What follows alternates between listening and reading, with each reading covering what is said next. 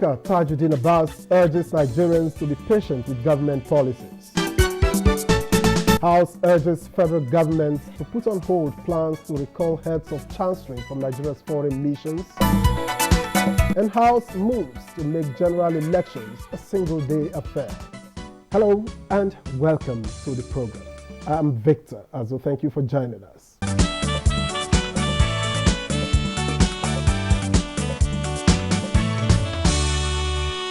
Speaker of the House of Representatives wants Nigerians to be patient so as to reap the fruits of deliberate economic policies and investments on the nation's security architecture by the Tinubu administration.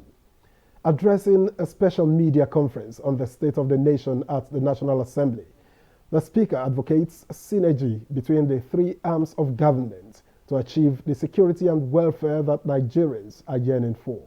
It is uncommon for the Speaker of the House of Representatives to address a press conference on national issues outside plenary.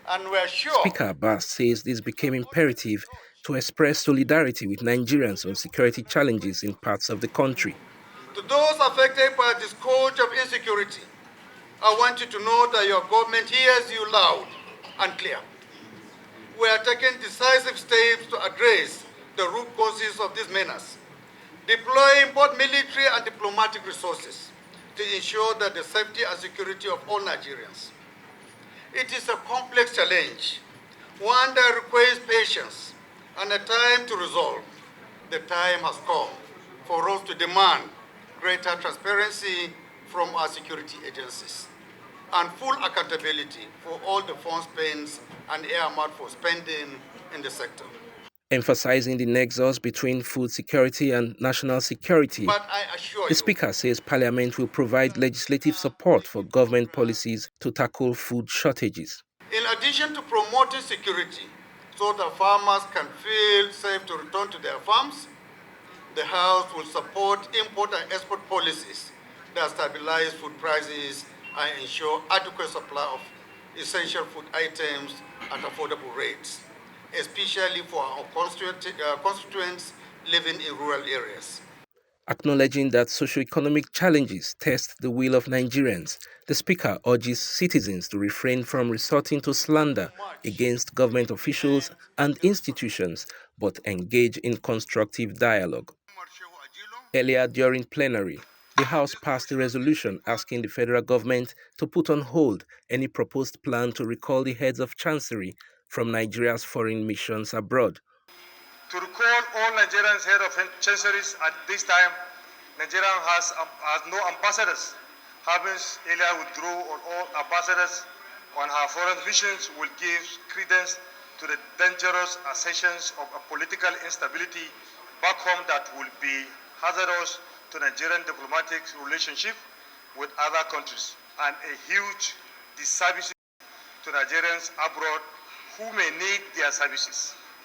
The House mandated its Committee on Foreign Affairs to liaise with the Minister of Foreign Affairs with a view to resolving all issues in respect of Nigeria's foreign missions and report back to the House for further legislative action.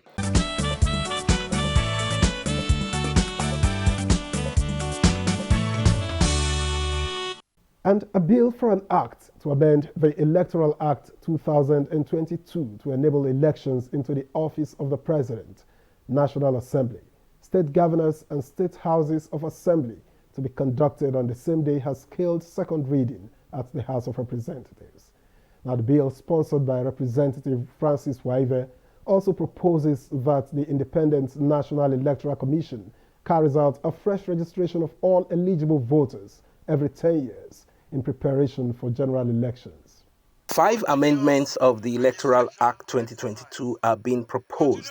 They include amendment of relevant sections of the Principal Act to make electronic transmission of results mandatory for presiding officers, enforcement of the rule of no accreditation, no voting, and imposition of heavy fines for frivolous election petitions. We should find a way of not punishing the voter for the fault of INEC. Elections as a critical democratic ritual, right, should be taken very seriously, and the gaps that have been identified should be remedied. Are we sure that the registers that we are having are really what they are supposed to be?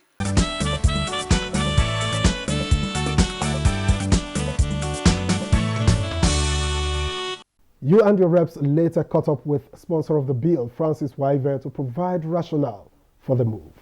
The Electoral Act 2022 is a landmark legislation of the Ninth Assembly that I belonged to, that I was also a part of.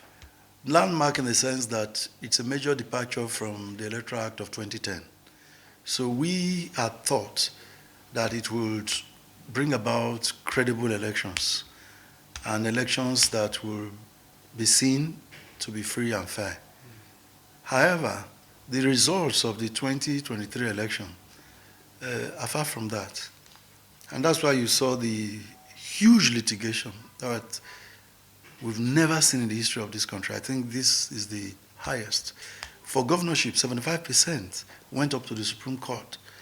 And for us in the National Assembly, some of us had 2-3 cases at the tribunal, and then the same thing at the Court of Appeal. So, as somebody who wears the shoe, it pinches me.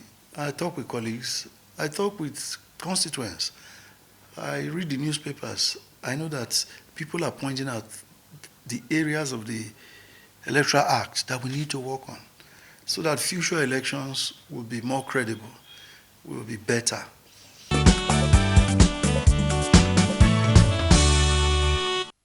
You see the percentage of people who show up for election day to vote. We know there are many issues, voter apathy and all that. But the voters register contains some people that no longer exist, if they ever existed. So in my mind, there should not just be this continuous voter registration. There should not just be this revalidation. Once in a while, in my proposal, once in 10 years, the voters register should be done away with, and fresh registrations every 10 years. Between every election, there can be revalidation, there can be fresh registration of those who come of age and all that, and those who relocate from abroad. But every 10 years, all that must be useless. And then we do a fresh registration. In that way, we'll have higher number of voter turnout vis-a-vis the voter register. And then the work for INEC in terms of printing materials, we also reduce. So it will save cost for the country. Another area I sought to amend has to do with the number of days we do the elections. I believe that if people can do these elections 3 on the first day, the national elections, president, senate, and rep, and then on the next election day, the governor and the state of assembly, if they can do 3 on one day, why can't they do 5 on a day? It will save the country a lot of money. It will also save all the security challenges that you deploy again and again. It will also save the economy in such a way that you don't close down the economy twice just because there's an election. Of course, I say this with exception to off-season elections, you know. And those bandwagon effect, those postponement of election midway, we will be able to do away with them if all the elections are held on the same day. And I'm glad that my colleagues in the House, they concord with me on many of these points. We are looking forward to the public hearings being referred to the Committee on INEC and Electoral Matters. I also proposed for accreditation of voters to be done in such a way that if you cannot be accredited, you don't vote. It's simple. That's why we did away with card reader, we got beavers. That's why we said there will be no incidence form. But if you look at the 2023 election, there was incidence form in a sense, because many people who didn't get accredited, they voted. And that altered the results. So I believe that accreditation is key to voting. And closely related to that, the 2022 Electoral Act was not strong or firm on the issue of electronic transmission of results, such that many of the tribunals gave conflicting judgment, relying on that piece of legislation. And we as the lawmakers now have the responsibility to make this clear that results from the unit level must be transmitted electronically, QED. So if the results are not transmitted, it's false result.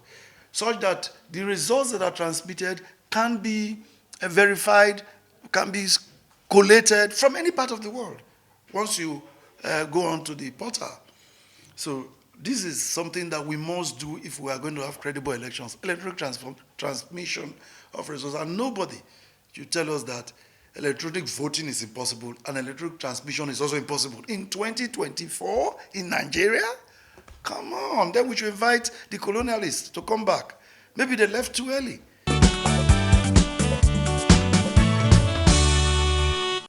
Some of us who scored 40,000, 50,000 votes, somebody who scored 500 votes will take you to tribunal.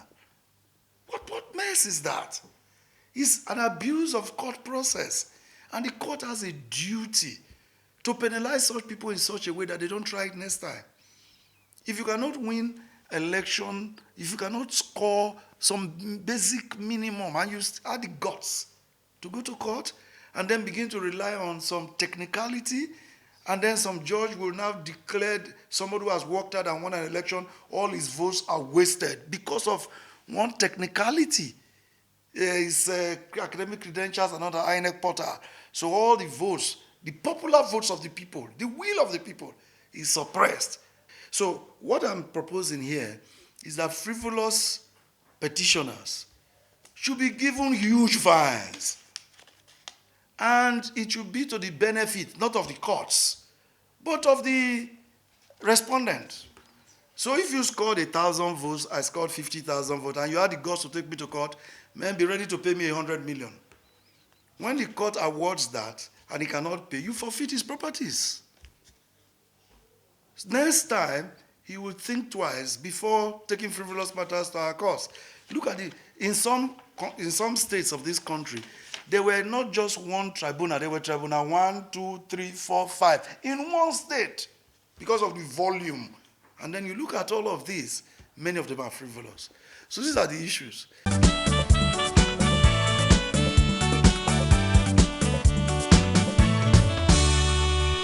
The House of Representatives advised the federal government to immediately open the national food reserves as part of short-term measures to cushion the effect of food inflation and high cost of living in the country, a request that has now been granted. Now, the Green Chamber, at a resumption of sectoral debates during plenary, sought answers from the Ministers of Finance and Budget, as well as the Governor of the Central Bank and Chairman of the Federal Inland Revenue Service on measures to revamp the nation's economy. Plenary begins with lawmakers expressing worry over high cost of living and low purchasing power of Nigerians, compounded by foreign exchange fluctuations. Cost of staple foods and other relevant ingredients increased and escalated by almost 500%. The people are sad. The country is not happy. And the primary purpose of government, including all of us here sitting, is to bring joy and happiness to Nigerians. The House urged the federal government to increase food production and improve distribution. The nation's economic and financial managers are admitted into the hallowed chamber to shed light on the state of the economy. What measures are being taken to improve the business environment and attract private sector investment? Are these people coming through the CBN to get foreign exchange to import these things that you have lifted? The value of other currencies across Africa have been largely stable. How do we reconcile their realities with Nigerian reality? Given those indices, we will be able to implement the budget. Taking turns, they acknowledge the urgent need for inflation management and price stability. When you attack food production, raise food production, you bring down the price of food, you bring down inflation, you get a chance to bring down interest rates, and there lies the road to investment. We will overcome the challenge of the moment and we be on our path to sustain economic growth. Inflationary pressures are expected to decline in 2024 due to the CBN's inflationary targeting policy aiming to rein in inflation to 21.4%. We are not going to increase any tax considering the situation and welfare of our people. That what we need to do is to re-strategize within to make sure that we bring more people into tax net. Deputy Speaker Benjamin Kalu is emphatic that revamping the economy requires deliberate measures.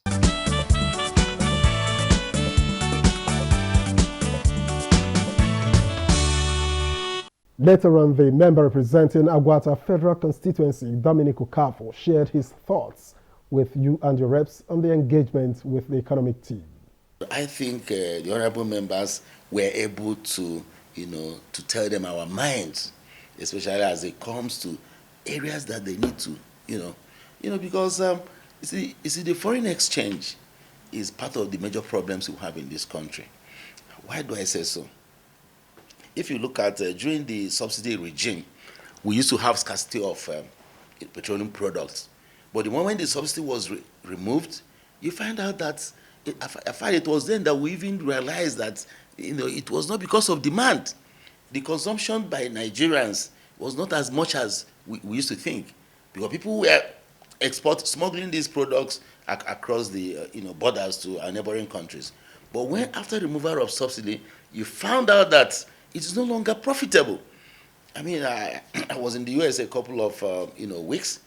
A gallon of petrol regular was sold for $2.5 per gallon. Of course, a gallon is 4 liters. When you convert it, it's about at the black market trade, it's about 800 naira, as against our 700.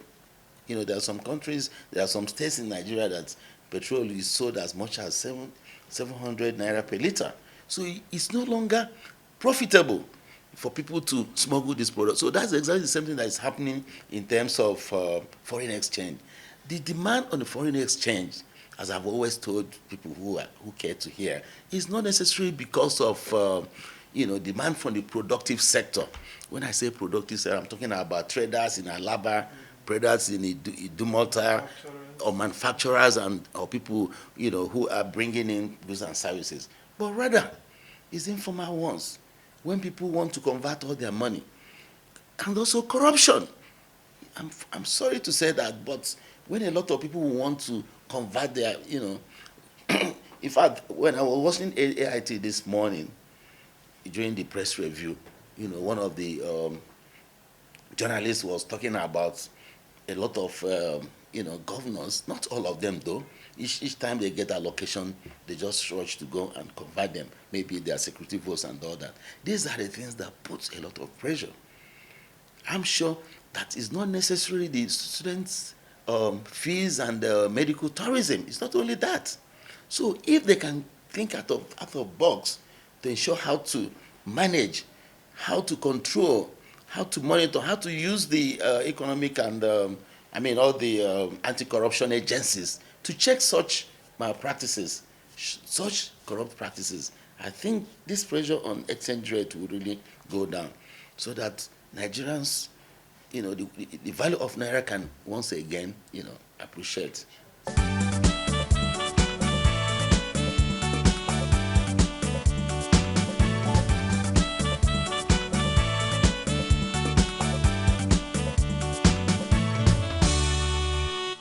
Let's do some enlightenment now as we take a look at the term Hansard. What does it mean in legislative business?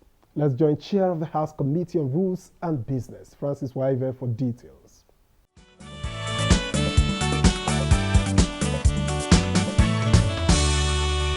Hansard is the record of the proceedings on the floor of a legislative house, on the floor of Parliament. Now, if you look at the sittings, the speaker is on the high table behind there, and then the clerk and his colleagues follow on the next level, where the speaker comes to preside as chairman of Committee of Supply, or the deputy in the House of Reps as chairman of the Committee of the Whole. Immediately after that level, the next level, which is the ground level, you find some staff who are there. They are table staff, table clerks. They take records. in shorthand, in longhand, in audio, in video, and they take custody of materials that are placed on the table, documents, reports, and all that. Now, everything that happens is recorded verbatim in all of these ways. At the end of every day, is these people they write out what they have seen, witnessed on the floor. They don't contribute, they don't speak. They take records, they compare, and then arrive at a conclusion of what actually transpired. Who said this, who said that. And that's why it's important that before a member speaks, he introduces himself so that the clerks on the table will be able to record properly that such and such a person said this and that. So the answer is that record of the proceedings daily in the House of Parliament.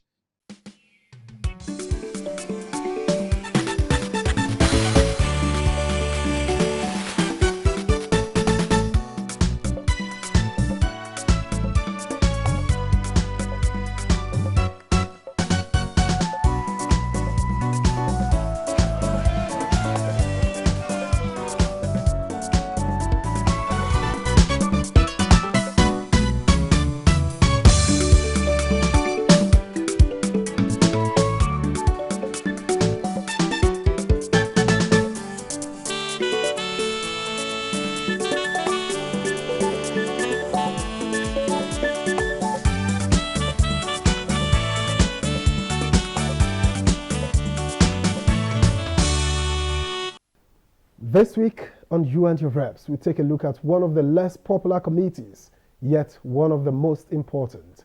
And Deputy Chairman of the House Committee on Delegated Legislation, Dominic Okafor, tells us about the mandate and workings of the committee.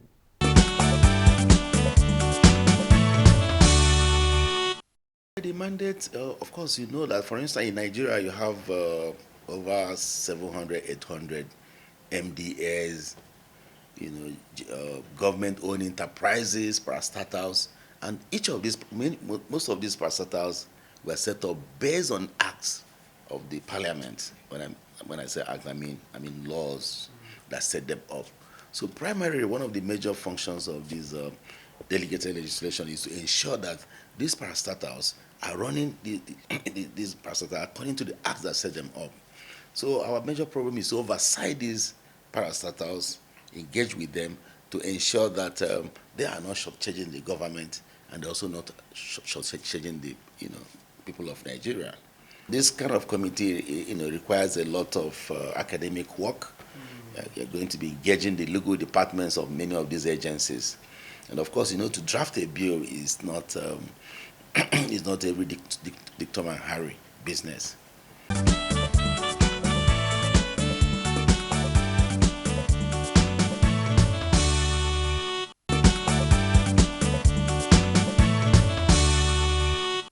Before we went for Christmas holidays, I can say that we've engaged more than 30 of them. And the chairman of this committee, Right Honorable Bamishele, is also a very seasoned, parliamentarian, and he has actually been doing a lot of, showing a lot of leadership. And very soon, we just resumed on the 30th of January. We resumed and then went on short break again to enable people who had run an election. And so now that we're back, we're expecting that in less than 2 weeks, we're going to be engaging with so many of them.